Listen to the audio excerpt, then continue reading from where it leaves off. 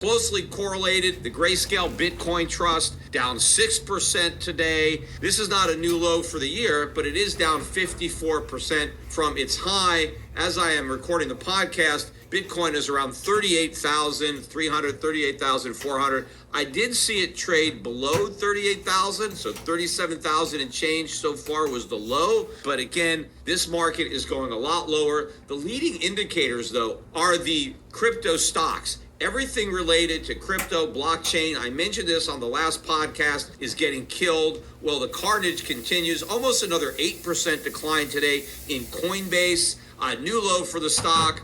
That stock is now down 65%. But across the board, everything related to blockchain and crypto just getting killed. And I think these are leading indicators for cryptocurrencies themselves. And I don't see how anybody who's invested in crypto can ignore this sign. It's like an ostrich with its head buried in the sand because it doesn't want to recognize the threat. And it thinks, well, if I just bury my head, maybe the threat will pass me by. If you are in these cryptos, you are about to get clobbered. In fact, I listened to a report today on CNBC because they were covering Fidelity's news that it's going to be allowing 401k retirement accounts to invest up to 20% of the portfolio in Bitcoin.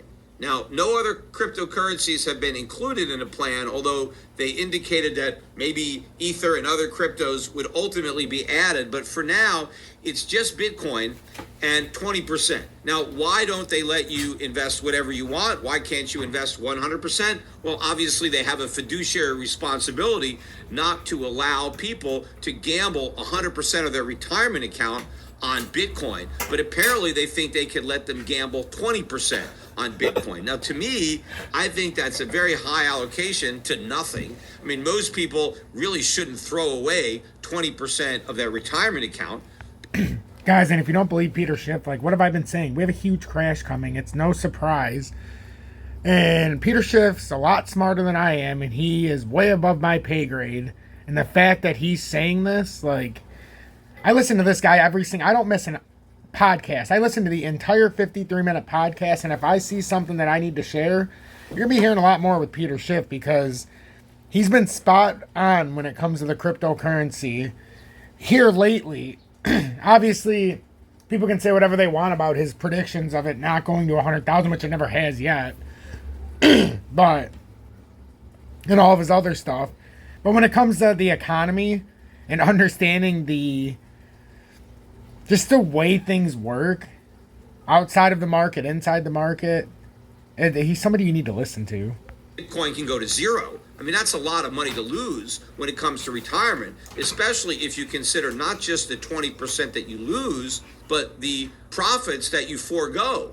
Because let's say you had another 20 or 30 years of retirement income, well, you can no longer compound that money because you've lost it. So the actual losses relative to how much money is lost is going to be much bigger when you look at all the profits that are foregone because the money that might have generated those profits was lost, and so it didn't have a chance to compound. But the interesting thing about the announcement was the coverage on CNBC, because this is supposedly a network that's looking out for investors, and not a word was mentioned on this being a bad idea.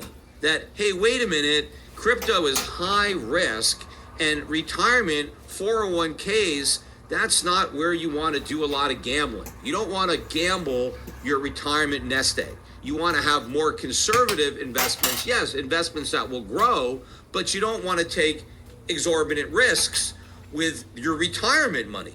You should take these risks with money that you're not using for retirement.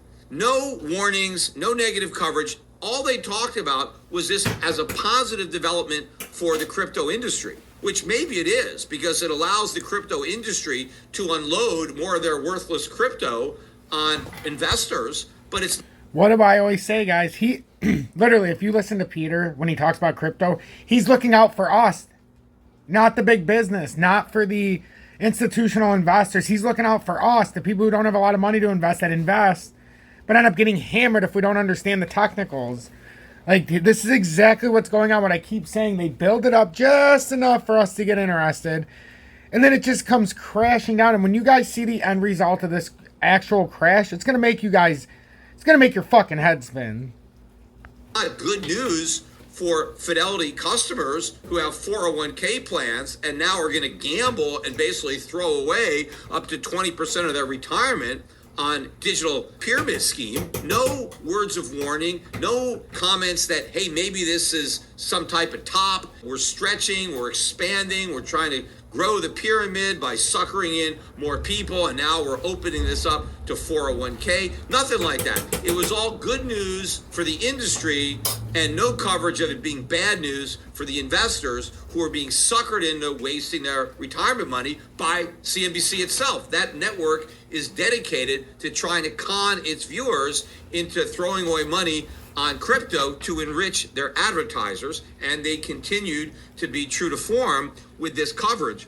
The interesting thing, though, is despite this announcement, Bitcoin still went down. Crypto still went down. So it shows me that, yes, they are still suckering new people in, but it's not enough to let the existing people out. That even though more people are coming in to the crypto pyramid, the price keeps falling because it's not enough to sustain it. And at some point, it's going to be a waterfall. Bitcoin is going to collapse and all the other cryptos are going to go with it. It's just a matter of time, and time is running out. So people should act fast. If they're still in crypto, they should read the writing on the wall and get out. And in fact, you've got a bit of a gift horse. We've had a nice pullback in the gold mining stocks over the last 7 days. In fact, while I was expecting kind of like a Black Monday type big drop in tech stocks on Monday, we did get a 5% drop in some stocks, but not the tech stocks that I expected. It was in the gold stocks. They got clobbered on Monday. I think it was about 5% for the GDX.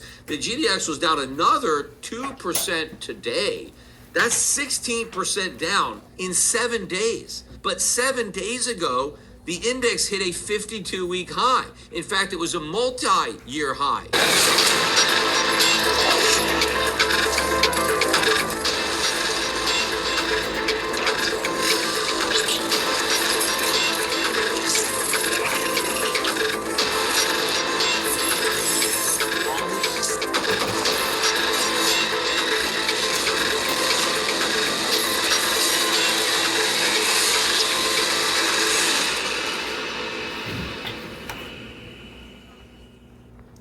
Good evening, 6:23 p.m. Eastern Standard Time on the East Coast. I'm XRP Future Millionaire. I'm cooking dinner, but I wanted to, I was listening to Peter Schiff. His podcast came out a little while ago, but I always listen to him. I listen to the entirety of them, and they're freaking spectacular.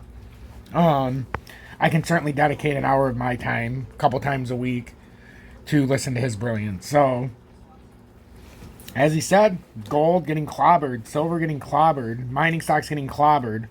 We've seen this coming, but that doesn't make it any easier. Well, it does, because now we can start buying. You know, we can start buying again. The junior mining stocks were up 3.75%. GPL and AAU was up 6.07%. But I don't have time for those updates right now. It's a good time to buy the mining sector right now. Wink, wink. If you have a little bit of spare money, throw it into some of these mining stocks. So Bitcoin,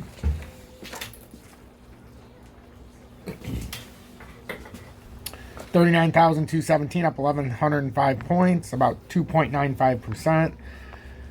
We are right now in the 2-hour time frame. We're above the 20-day, which is a little bullish in this scenario, but we would have to break up over here. The problem is here. Let's look at the volume, guys. Let's be honest with ourselves. The volume is shit. It's so shit. I mean, I understand there's a W reversal there, but to me, what's the best case scenario here? Even if Bitcoin gets up here, to me, the best case scenario is 40,557, which might be probable. Started a bullish cross, the 20 cross, and the 50 here, which means we probably have to finish this. If it's not a fake out and comes right back down, it just got to be careful here, because once it gets up here, it's likely just going to sucker more people in. And then, boom, we could probably come down to 40,850 if we got lucky. But that volume, guys, is so scary. It's a crashing volume, rising price. That's very bearish. Same thing with XRP. Non-existent volume. Non-existent. But it does, like I said earlier, look like it wants to come up to like 66. Or if we get lucky, up to 67.9. Could we come up here to 69? Absolutely. Or 70 cents? Yeah, because that's the top of that ascending triangle. And then, or not the ascending triangle. Well, it is. It's in between both of these. It's like in between the ascending and symmetrical triangle. These are like the two meeting points. So this is just in no man's land. So I wouldn't be surprised if it went back up there. Then we got XLM real quick, because I got to go. My food needs me. XLM, we're still looking to see if it can push up to here to 18.8. I know it's not a huge push, but this volume, guys, is absolutely atrocious. I mean, we can't get away from how bad the volume is. And I'm not going to sugarcoat it. That volume's terrible. Even with the rising price, the volume's not existent. This is going to roll over on itself. I almost feel like this is an M-topping reversal. Even this little push up here was for no reason. I know it looks like a W, but then it can also come down like that. Even if we get some top end push up, I don't think this has anything else to go to but right back up to here. Is the risk to go there just to come through? Is that a good risk? I don't. You got to decide for yourself. I'm not a financial advisor. Should you take my advice? No motherfucking way you should. I sing about the sun. Okay? I'm not the guy you should be taking advice from. But if the charts are speaking to you, I can't tell you not to. I mean, look at my DGB line. I put that in there myself so that you guys would know where it would play off of when it dropped. And isn't that fantastic? So technically, DGB, if it can get on top of here, the problem is the volume is out of control low. Of course, it got a small spike in this 30-minute segment, which is always good. But can it come up here? DGB would probably be one of the more interesting ones because I could see it coming back up to that broken ascending support that's going to act as resistance now, but it's already acted as a resistance one time, so it doesn't need to come back up there is the point. So we'll see what happens and see if this like ends up being like a small bull flag and just does something like this maybe. That's what I kind of can see. XRP future later. Hit that motherfucking like button. Join Tom's Army. Quit dicking me. One new member in the last 6 days. I do a lot for you guys. Show that support.